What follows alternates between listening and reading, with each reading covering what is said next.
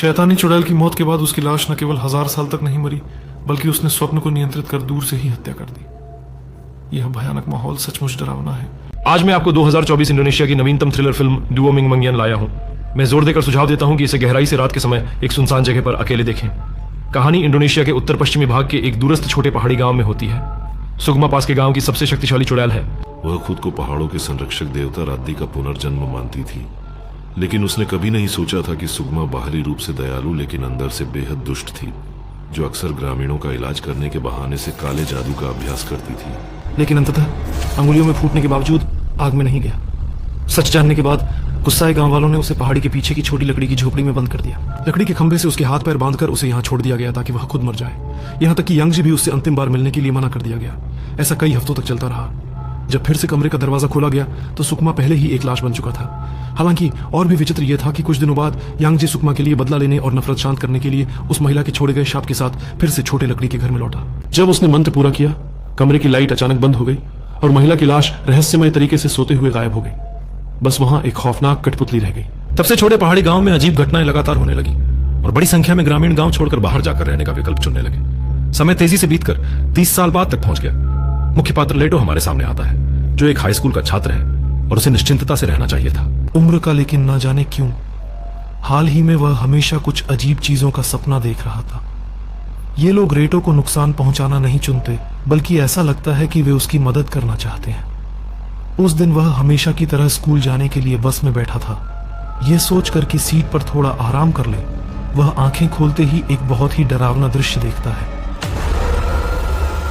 यहाँ तक कि कक्षा में थोड़ी नींद लेने पर भी वह अंतहीन यातनाओं का सपना देख लेता है, जिससे लेटो का पूरा दिन अधीर और शंकालु बन जाता है।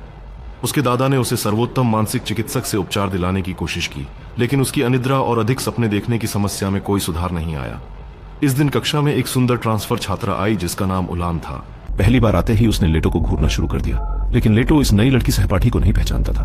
दोस्तों ने जिज्ञासा के कारण उसकी जानकारी जुटाई। कहा जाता है कि उलम बचपन से ही ऐसी चीजें देख सकती थी जो आम लोग नहीं देख पाते थे, और इसी कारण अक्सर उसके ऊपर विभिन्न अनचाही चीजों का कब्जा हो जाता था, ताकि सहपाठी उसे राक्षस की तरह अलग नजर से न देखे। दादी हर थोड़े समय पर उसका स्कूल बदल देती थी। उस दिन स्कूल में झंडोत्तोलन समारोह के दौरान जब लेटो बस पल भर के लिए अपनी आंखें बंद करता है, अगले ही पल 2 भयानक भूत फिर से प्रकट हो जाते हैं।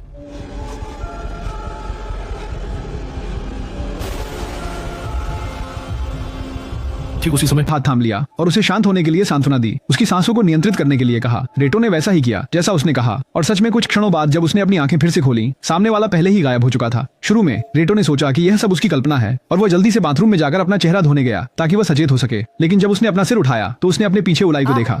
इतने लंबे हो क्या चाहिए?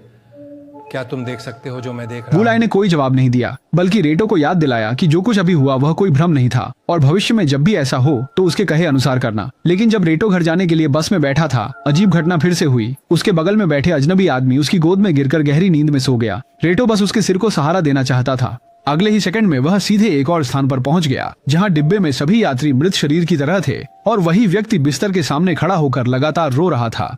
रेटो का इरादा था कि साफ साफ देखें, लेकिन जैसे ही आदमी ने सिर घुमाया वह अचानक फिर से वास्तविकता में लौट आया। घर पहुंचने के बाद लेतो को कुछ समझ नहीं आया। अंत में वह बिस्तर पर लेटकर सो गया और ज्यादा नहीं सोचा। समय तेजी से रात के 12 बजे पहुंचा। कुछ गिरी हुई पत्तियां आदमी को अचानक से जगा देती हैं। उठने के बाद उसने पाया कि वह धुंध के एक गुबार में है। चारों तरफ एकदम सन्नाटा था और विशाल पुरानी जंगल में अचानक से एक 100 साल पुराने पेड़ के नीचे एक आदमी का शरीर लिपटा हुआ था। अचानक पीछे से प्रकट हुई बूढ़ी औरत ने जोर से रेटो की बांह पकड़ ली और उससे पूछताछ की कि वह यहाँ क्यों आई थी। रेटो के जवाब देने से पहले ही दूर से अचानक लोरी गाने की आवाज आई। जड़ों में डूबा आदमी मानो किसी तरह की पुकार से प्रभावित हुआ। चाय वे जड़ों से संघर्ष करते हुए बाहर निकली। तब लेटुओ ने देखा कि वह व्यक्ति वास्तव में दिन के समय बस में मिलने वाला अनजान आदमी था। पलक झपकते ही वह आदमी महिला के सामने आ गया। लेटो ने यह देखा और डर कर पलट कर भागना चाहा, लेकिन गलती से एक सूखी पेड़ की टहनी से टकरा गया।